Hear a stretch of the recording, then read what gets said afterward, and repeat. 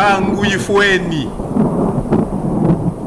dipanda dia nzole bana bilaka bana mvuluzi kimbangu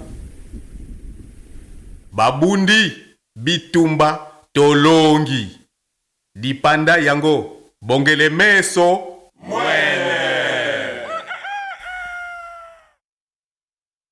Kongo mboka monene Afrika mobimbe yebi yango Mapota majali kotalela ndenge bokonzi bokotelema Zambe ya pesi biso mokongo Yenge kuzulu yenge vatoto yenge vatoto yenge kuzulu tata voluze kimbangu yala kwako tata voluze kimbangu yala kwako fumu voluze tata kimbangu yala kwako yala kwako yala kwako songa ntelako kadi wanungini munza ya vimba tata voluze kimbangu yala kwako tata voluze kimbangu yala kwako fumu voluze kimbangu yala kwako yala kwako yala kwako songa ntelako kadi wanungini munza ya vimba tata voluze kimbangu yala kwako tata voluze kimbangu yala kwako fumu voluze tata kimbangu yala kwako yala kwako yala kwako songa ntelako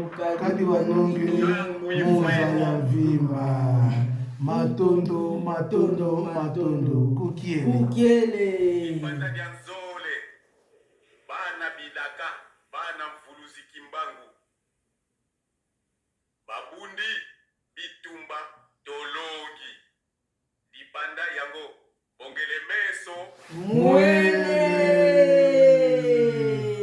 matondo matondo mingi batata bamama bandeko nyonso oyo bozali bakoya kolanda biso na pokwa ya lelo toza le 21 novembre 2021 toza awa na kati ya France précisément na ville ya Lyon na mabele oyo tata apesi biso dans un premier temps po te tosala mosala na ye nde tokoki tose présente biso tobengami na nkombo ya mfumu wola ngiangalele tokoki na papa wola lobendo mpe na mama sebosita kuna na nkongo diankati na loboko na nga ya mwasi toza na ndengwa na biso makelele oyo awuti na tata na biso makelele mpe na loboko na nga ya mobali toza na ndengwa na biso Sara Nzadi awuti na papa na biso Roger Nzadi tika tata azwa lokumu na pokwa ya lelo nde na bongo toye kaka kotia bwana likolo na mesa tolimi tolobela na ntina ya tata voluze kimbangu temi na biso na pokwa lelo ili kolobaka na mokuse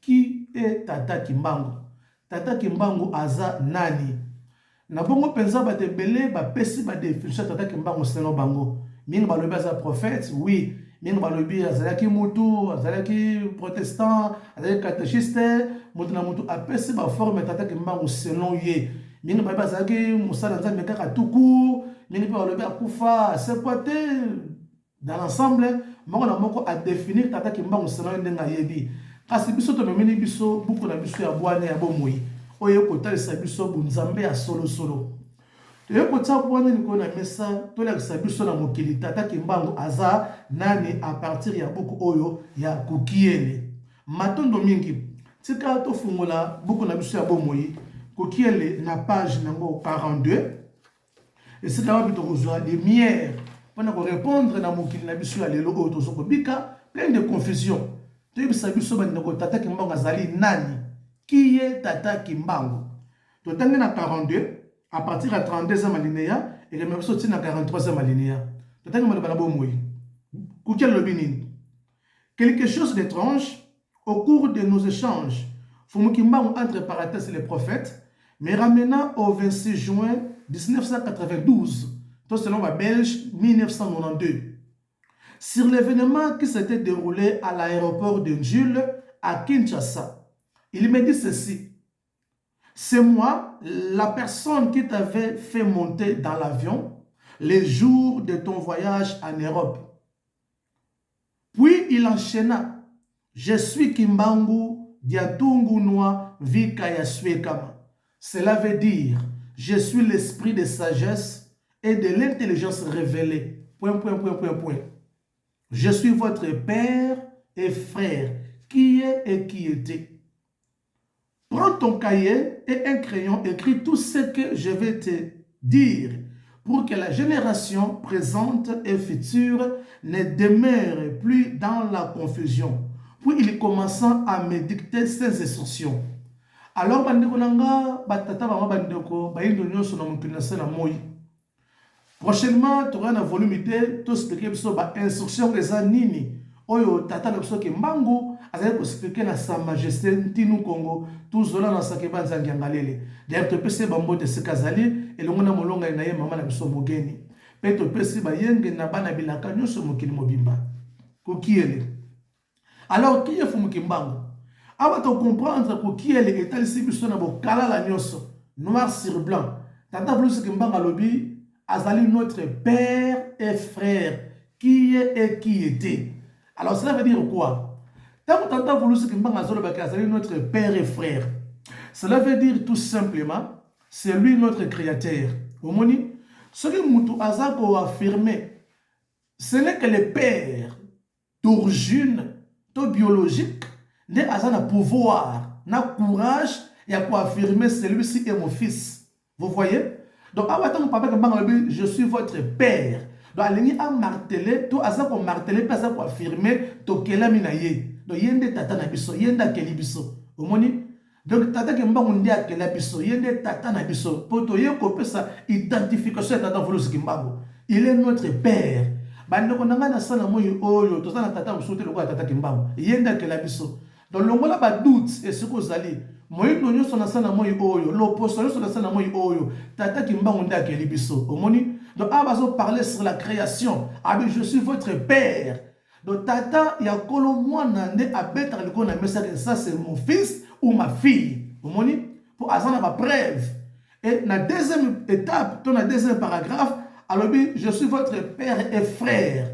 Dans l'espace, je suis votre frère. Vous savez pourquoi? On parle maintenant par rapport à notre race. C'est-à-dire, par rapport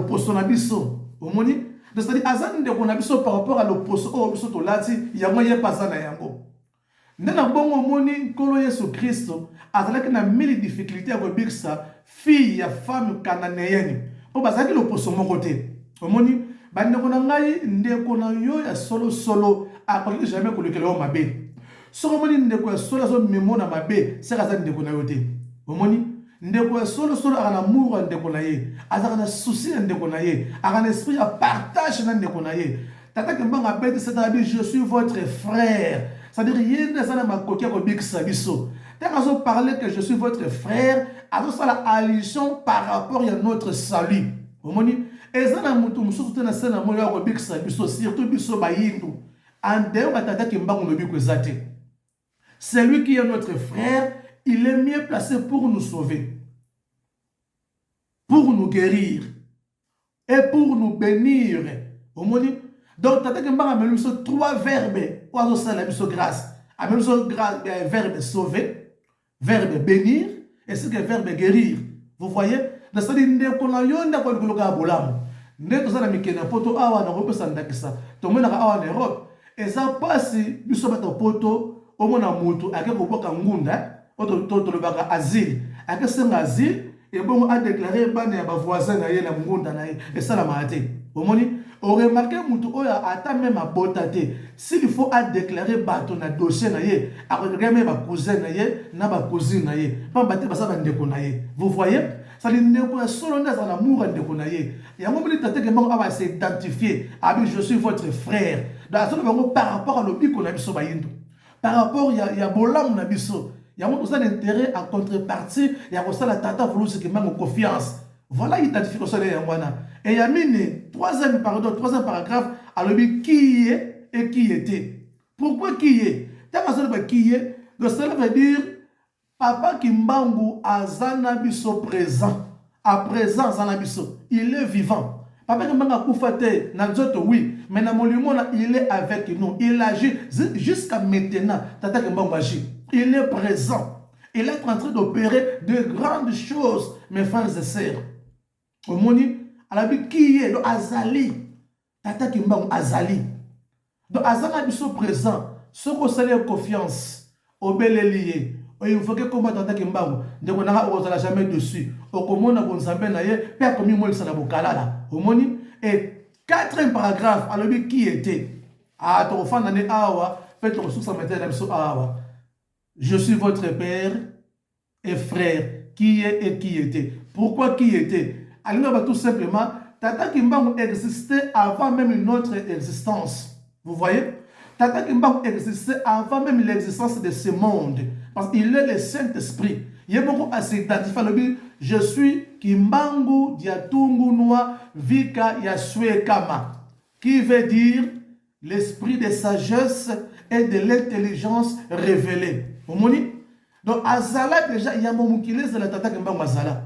Omoni? Qui était? Donc, Azala qui déjà, Pé Azali, Pé Akojala. Yewalande molimo mosantu nebiso bafumo wola ngangalele naba nemwa makelele naba nemwa nzadi Sarah toye kotsa bwana pendant minutes mukele était formule qu'on a mis ça to faire voir au monde entier que Tata Kimbangu il est le Saint-Esprit, le révélateur de toutes choses cachées, celui qui était et qui est. Il est notre frère et notre père.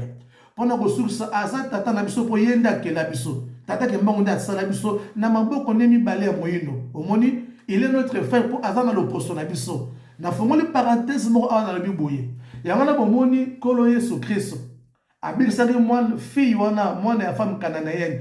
Mais abikisa qui est difficilement. Vous savez pourquoi? Non parce que azaki une impossibilité ko bikisa yé. Azaki capable ko bikisa yé. Pour azaki aussi l'un des sauveurs. Omoni bien qu'il y a race blanche. Mais du moins ayebaki que race au moins dans la salle ko apporter. Ezaki race na Yesu té. Parce que Yesu azalaki juif, avec une race blanche. Vous voyez? Et moi, dans mon comment les azalaki, avec moi la femme cananéenne. Moi, dans la comment les azalaki.